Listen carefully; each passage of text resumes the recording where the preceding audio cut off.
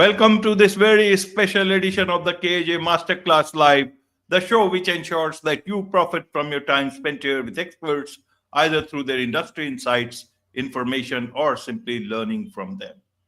And today we have with us D. Foster. He's a medical researcher, author, podcaster with over a decade supporting individuals like himself who battle severe anxiety and the complex complications of anxiety medication. So we'll talk about all this, his story and other story, and also about the story of anxiety drugs. Welcome to the show, D.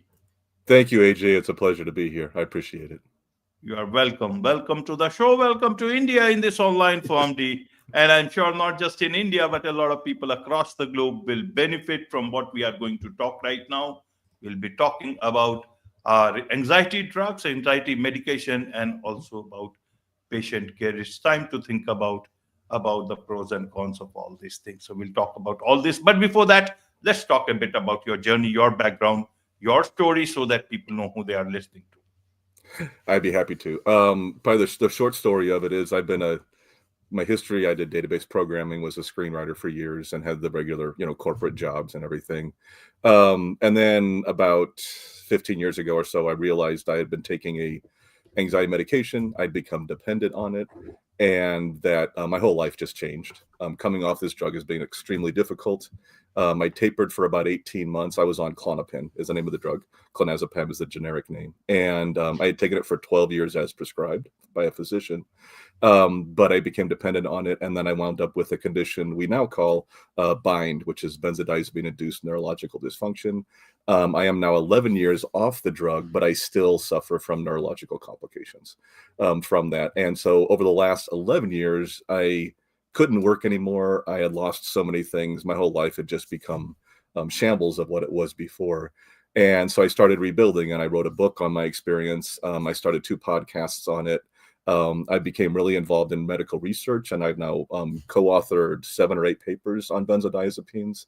And also I was just on a panelist for the recent American Society of Addiction Medicine just came out with their de-prescribing guidelines, their guidelines on this class of medication, and I was part of that too. And so I've become fully active in the world of helping people with anxiety and anxiety medications. And I recently founded a community called Uneven Life. And we've been running that for now a couple of years. And we work with people daily who are dealing with these complications and the complications of anxiety. Absolutely. Absolutely. So, D, I want to understand, where is the problem? A person doesn't feel well. They feel anxious. Mm-hmm. The best course for them is to try and go to the nearest doctor possible, Right. whichever That's is what, best. yep. They go there, they are prescribed medication so that they will be well. Beyond that, they do not know anything. And then Right. one fine morning, somebody tells them, your anxiety was too bad, but then drugs are also not good. Right. What does a simple patient do? What is it that you want to tell here? The doctor is educated. They know about drugs. They know their limited knowledge till whatever it is that helps them with whatever is. They try to help their patients. Where is the problem? Help us understand from various aspects. Your aspect, doctor's aspect, as well as, the patient's aspect. I'd be more than happy to. Yeah, it's basically a situation of overprescribing. It's not that these drugs are all bad. They're not all bad. They can be used in certain circumstances, especially short term. The problem is most of the time these drugs are prescribed and then taken for a month, several months, sometimes years at a time, sometimes a decade.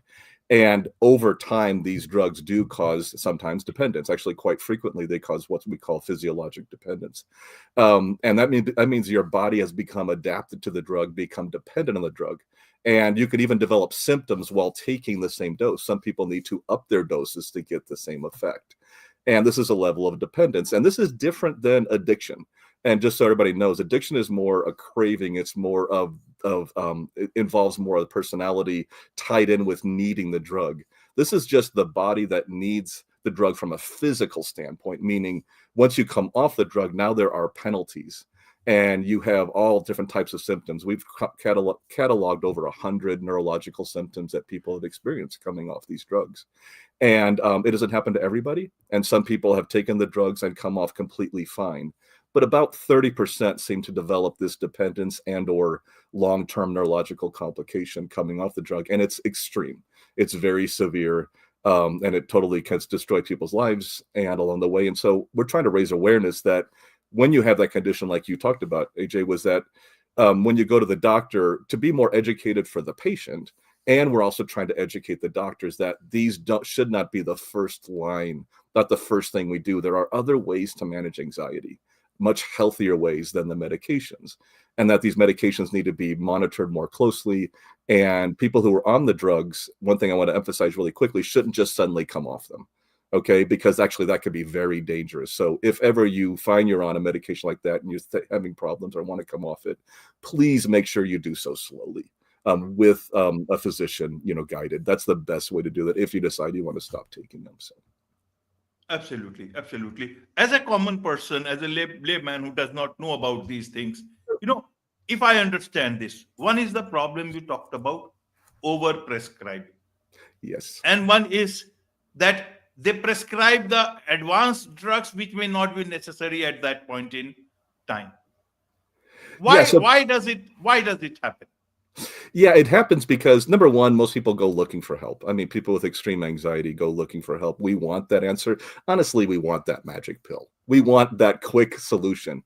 Benzodiazepines, which is the class of medication I'm speaking of, they work quickly and they're effective. That's one of the problems, is that they actually are effective. They will calm you down. People have taken, we're talking drugs, brand names like Xanax and Ativan and Valium and Klonopin. These are those drugs in that class.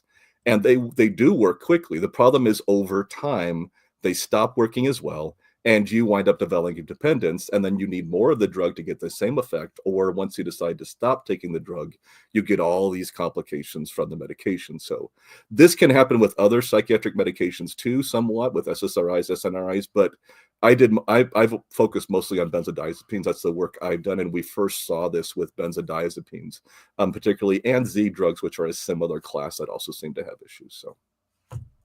Absolutely. So let's understand it a bit better from the ground, D. When you go to a doctor for this particular thing, the doctor must be an expert, assumed that he or she knows about it. Yeah. Most of them do. No, go ahead. I'm sorry. Yeah. They do their diagnosis, presumably the best that they can, that to their knowledge. Then there is something called the prognosis also. Right. Do they tell that about that? That this is the diagnosis, or the diagnosis itself is the prescription of a drug which will calm the patient down. The patient will think the doctor is God and go and sleep properly. But it does not happen that way. Is where the problem is starting? And also the fact is that it's all a big industry down there outside. Everyone benefits of it. Actually, both of those are accurate. Both of those are accurate. We do go into the doctor, and of course, I think many of us, and myself included, had the idea that the doctor knows everything, that doctors are fully educated and they understand. Now that I've spent 6-7 years in medical research, I know that's not exactly the case. Doctors are more specialized. They know what they see commonly. And a lot of times they're not educated in new updated techniques, new updated information. That's where we're trying to get them more educated on this. So as the patient, the thing to go is the number one thing I try to focus on is make sure you know what's going on. I never will take another drug without doing my own research, understanding its possible complications. I didn't do that with benzos when they were first prescribed to me. And we're trying to educate the doctors, but it's a slow process. For people that go to their doctor, and a lot of people go and then have to come off the drug, and they don't get help doing that either, or the doctor doesn't know how to do it, or they cold turkey them, which is a very bad idea. And so they suddenly take them off the medication, which can lead to a lot of complications. But it's mostly that anxiety is very high. I know, I'm sure in your country, in our country, it's very high here, and people are looking for answers, but there are a lot of other more holistic, more natural, other techniques you can use that actually have been as effective as many of these medications, but doctors don't typically prescribe that. Okay. And so I'm thinking more of mindfulness techniques, more, different breathing techniques, different types of craniosacral therapy. There's all types of things that are more holistic that are more effective or as effective as these drugs without the complications. And it's getting that message to the patient that's become difficult. Doctors aren't usually trained in those methodologies. Absolutely. It's not there in medical science, meditation and all. Maybe off the record, somebody will say, but if somebody goes to the doctor, is it the doctor's fault if they say, we know about medicines, we will prescribe you medicine? So maybe the onus lies on the patient itself. And help me understand, you have gone through a lot around with these things. We are human beings, we get anxiety at different points in time. Yes. How do I know as an individual whether I am anxious, overwhelmed, or I have got this thing called anxiety? And what are the other things before I go to a doctor? Is this the area which is where a lot of patients need that education, that there is a whole world out there which will be able to help you there? There is a whole world out there, absolutely, and there are so many other places to seek support. And the trick is not, I don't think that you shouldn't go to the doctor right away. I think right now that can be tough because, like you said, they are trained to prescribe medication. But it's also that you educate yourself and find other things, but also to get the doctors to start to consider these other options other than just prescribing medication. And like you mentioned earlier on, we do have a situation where pharmaceutical companies are, very close to the medical industry, and there's profit to be made, and there is that factor. And so there is sometimes a push. There's sometimes education. Many of these doctors have pharmacy reps coming in their office daily who tell them how wonderful their drug is.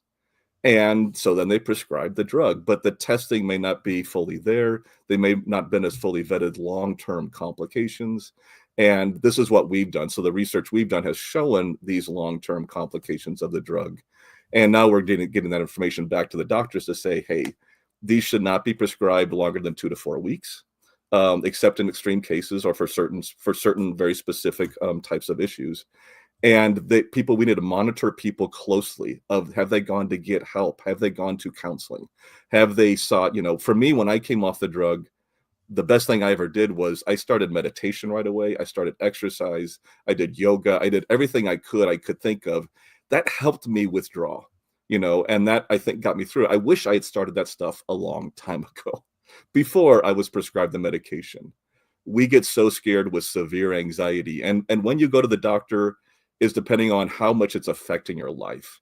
That's usually what we face off. There's a generalized anxiety disorder called GAD, G-A-D, is the common diagnosis for people with severe anxiety. There's also panic disorder. And these are the diagnosed ones that we have. But people who are just suffering with severe anxiety, the first thing to say, how severely is it affecting your life? And if it is so, start with some other types of treatment. Start with some other, go seek out, go get a good book on anxiety. There's amazing books out there on anxiety and how to manage. Start taking yoga, start some meditation, start some mindfulness. There's these amazing apps on your phone that can help you with spot meditation, all these things that can help bring down that anxiety. There are breathing exercises. It's endless, the techniques you can use to help. But we live in a day and age where we think, well, I'll just go to the doctor and get a pill. And unfortunately, taking that pill can destroy your life in the long run if you're not careful. Absolutely. So don't the doctors say while prescribing that I am prescribing it for this amount of time? That I will want to make sure that you don't get dependent on this. Anything like that, obviously people get dependent. The drugs are like that. Doesn't also the patient know, or should they also know, that these drugs can become, you may become dependent on it beyond a certain, every medicine, that is why they are prescription medicines, D. Otherwise, they would be available over the counter. You can't, in the US, they can advertise, if I understand. Yes. In India, we can't.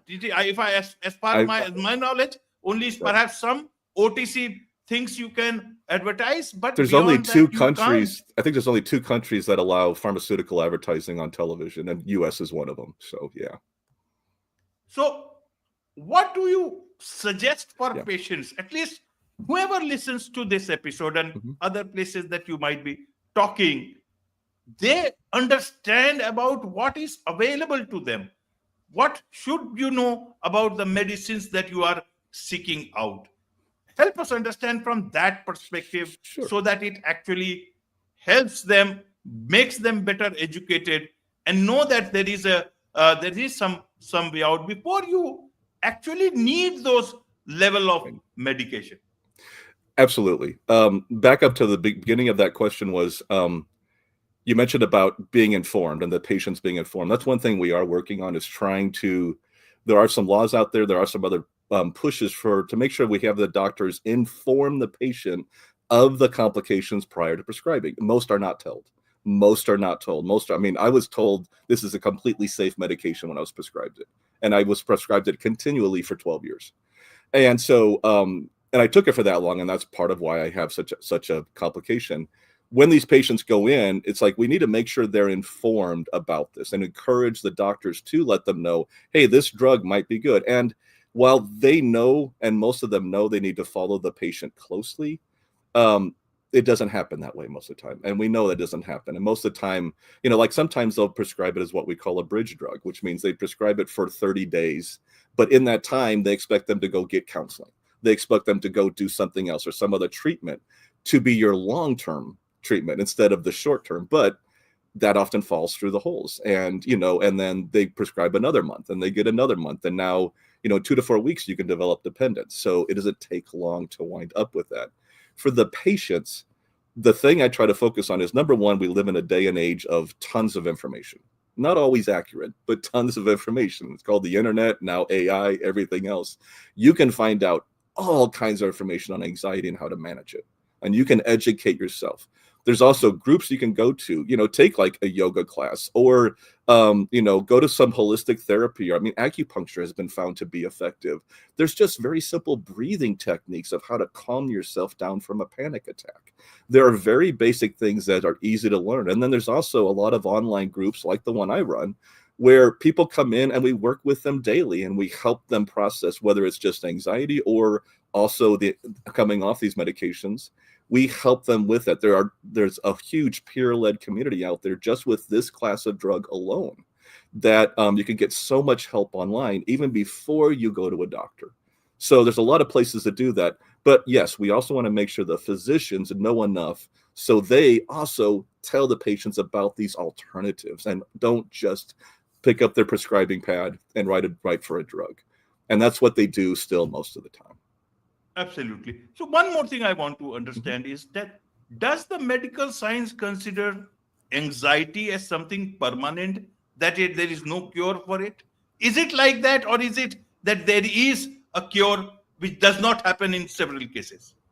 Yeah, there is. I mean, cure probably isn't the right. I mean, anxiety can be with different people. There is a genetic component to anxiety. So some people are naturally more heightened. And I'm one of those people in the anxiety realm.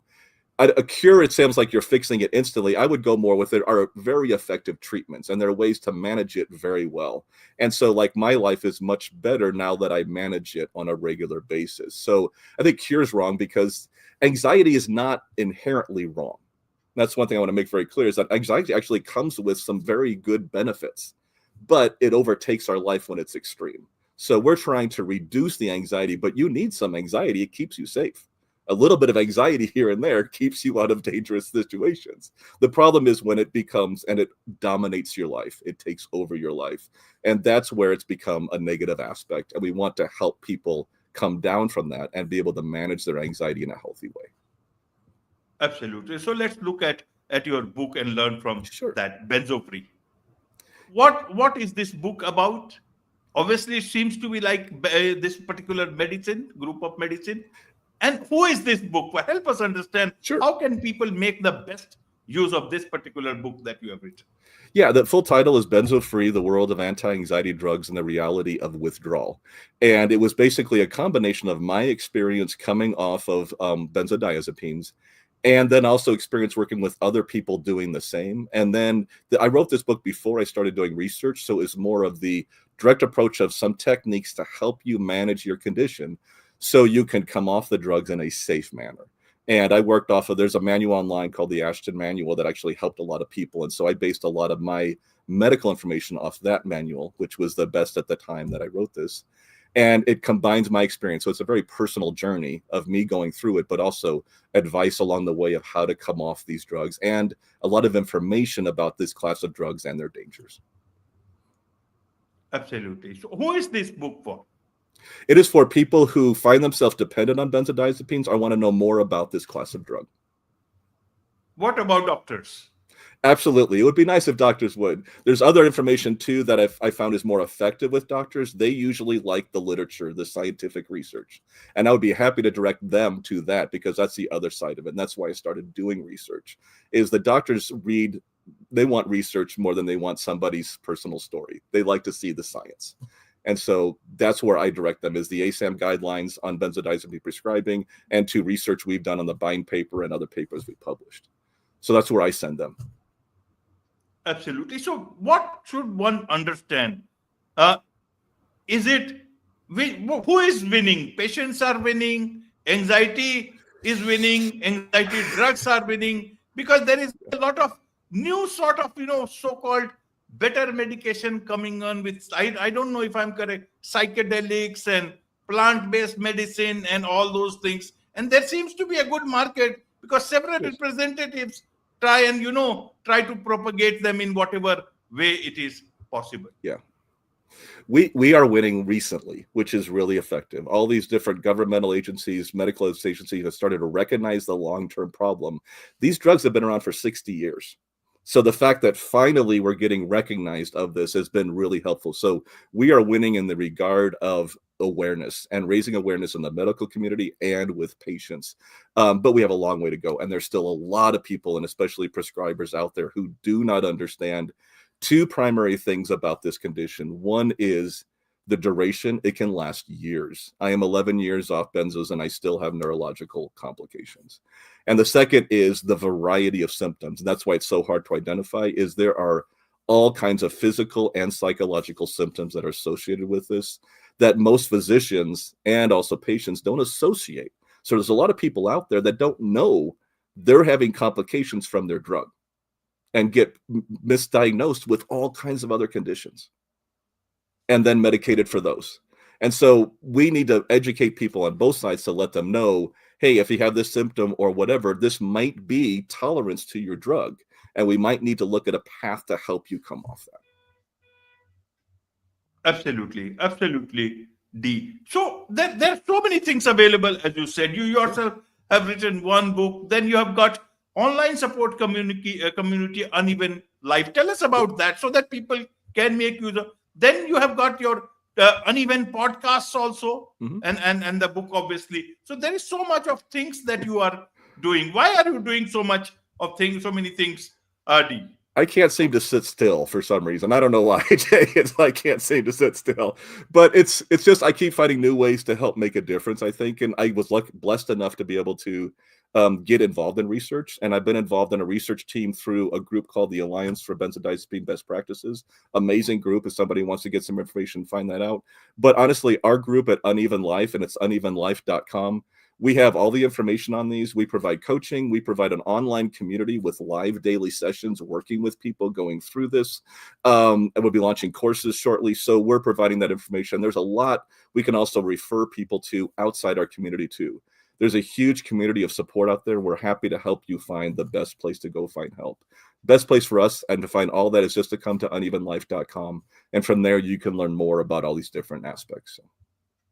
Absolutely, D. So, in a nutshell, this is my last. In a last nutshell, what would you like to tell, the patients, the doctors, and anyone else that you want to talk to? I think number one is, of course, these drugs can be damaging. They can cause long-term complications. I want to make sure people know that. Two is, if you're taking them, whatever you do, don't suddenly stop taking them. Okay, work with your doctor. If you decide to come off the drug, do a slow taper. Make sure you do it properly because it could be dangerous otherwise. And three, there is a lot of hope. Okay, there's so much support out there. People will panic when they find out what happened. They really freak out. It's really dangerous.